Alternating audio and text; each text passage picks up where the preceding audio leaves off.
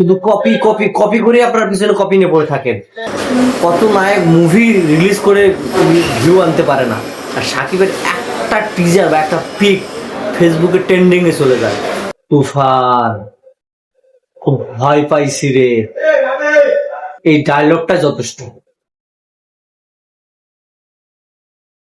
High বন্ধুরা, আমি রাশেদ, আপনাদেরকে তুফান বিষয়ে কিছু ঝলকানি দিব। তুফান তুফান অনেকের মতে তুফান নাকি কেজিএফ ও এনিমেলের নকল।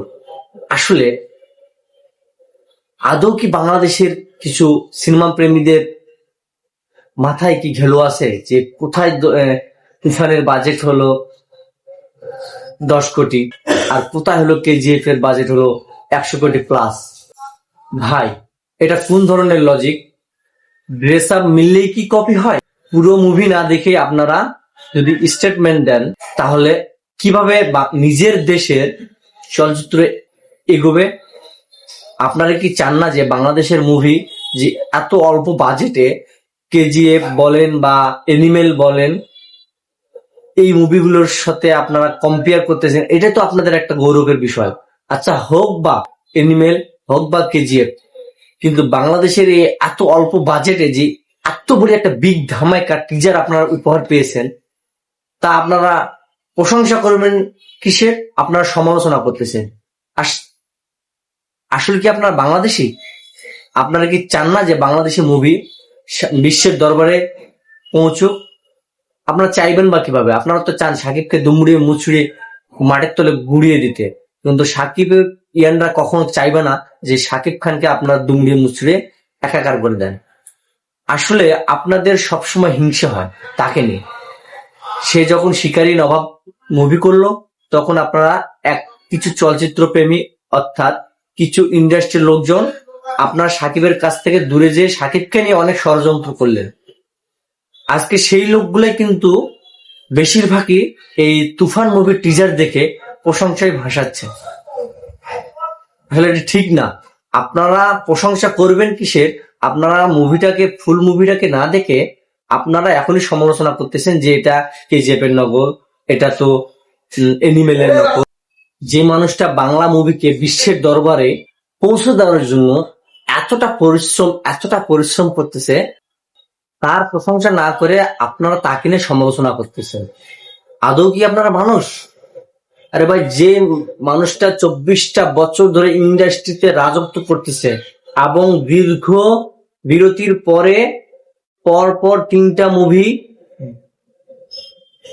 ব্লকবাস্টার ও সুপারহিট দিচ্ছে, সেই মানুষটার প্রতি আপনাদের এত হিংসা কেন? আপনারা এত হিংসা করতেছেন কেন? আরো তো নায়ক আছে, তাদেরকে আপনারা তৈরি করতে পারতেছেন না কেন? আর কিছু কিছু নায়ক আছে, তার নাম ধরে ভাইরাল হওয়ার জন্য কত কি করতেছে। আদৌ কি সে পাইছে? এই যে কিছুদিন আগে ইকবাল অনেক বড় বড় কথা মারছে, লেকচার দিচ্ছে না? সেই ইকবালকে ডেড বডিকে সুপারহিট করতে পারলো? কিছু কিছু সিনেমা হল থেকে তাকে নেমে দেওয়া হচ্ছে সেই মুভিটা। সাকিব আছে বিদায় বাংলা ইন্ডাস্ট্রি আজকে এত দূর পর্যন্ত এগোচ্ছে, নাহলে সে ইন্ডাস্ট্রি কতদিন আগে যে তলিয়ে যেত সেটা আপনারা কল্পনা করতে পারতেন না। যাই হোক বন্ধুরা, তুফান এবার একটা যে কি ধামাকা দিবে সেটা আপনারা কুরবানি ঈদে বুঝতে পারবেন। একমাত্র সাকিবের দ্বারা এটা সম্ভব। শুধু কপি কপি কপি করে আপনার পিছনে কপি নিয়ে পড়ে থাকেন, তাকে আটকানো সম্ভব না। তুফান এবার একটা এমন সুনামি দিবে যে আপনার ইতিমধ্যে টিজারটা দেখে বুঝতে পেরেছেন। কত নায়ক মুভি রিলিজ করে ভিউ আনতে পারে না, আর সাকিবের একটা টিজার বা একটা পিক ফেসবুকে ট্রেন্ডিং এ চলে যায়, আর সেই সাকিবকে নিয়ে আপনারা আজে বাজে কথা বলেন। আপনাদের কি লজ্জা করে না? আপনাদের কি বিবেকে বাঁধে না? আগে এরকম একটা মুভি তৈরি করেন। তুফান, খুব ভয় পাইছি রে, এই ডায়লগটা যথেষ্ট। তো আশা করি বন্ধুরা, যদি আমার এই ভিডিওটা ভালো লেগে থাকে, লাইক কমেন্ট শেয়ার করবেন এবং সাবস্ক্রাইব করবেন।